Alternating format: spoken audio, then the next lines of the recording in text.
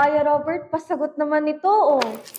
Ano ba yan? Oh, okay. Number problem. So how do we approach this kind of problem? Normally, majority of you will think of solving it this way. Since two consecutive positive even integers, so normally, ang representation natin, x will be the smaller, then x plus 2 will be the larger. And since sum of the squares will be equal to 340. 340. Walang problem with this. But mas matrabaho lang ng konti because when you expand this will become Word plus 4x plus Plus 4, which means that you have to factor it later on. Mayroon pa tayong mas madaling paraan. Pero wag na wag niyong gagawin yun sa actual exam na dun nyo palang itatry. Pinapracticean nyo na before applying it in the actual. Otherwise, pwedeng maguluhan kayo. Okay? Okay. So practice makes perfect. Now, I will approach it in a different way. So instead of representing them with x and x plus 2, I will represent them with x minus 1 and x plus 1. Ito, x natin ngayon, yung the number between the two consecutive even integers. Now, watch the magic. Sabi natin, square nila, yung sum nun is equal to 340.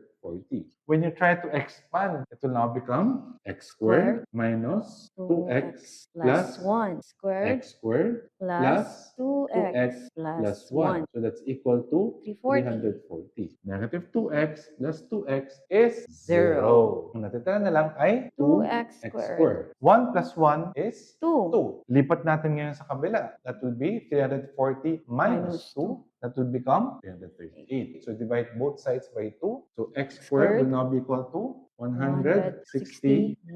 Now, the square of what number is 169? 13. So if x is 13, what are the two integers? So x minus 1 will be 12, while x plus 1 will be 14.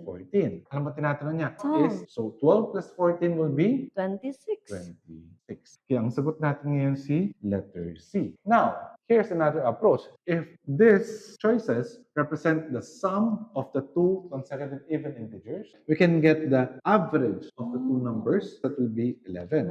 Ito will be 12. This will be 13 and this will be 14. So remember, the average of these two consecutive even integers should be odd number in between. Can B and D be possibly your answer? No. So natitira na lang si A at si C. If 11, what are the numbers? 10 and 12. Pag dito naman, 12 and 14. Alin kaya magiging 340? In one look, manasabi mo ba, 10 square, you know that this will end with 0. 2 square will end with 4. So you know the units digit will end with 4.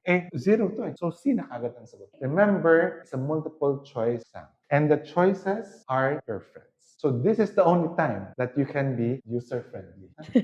Okay? Yes, kakayanin ko na yung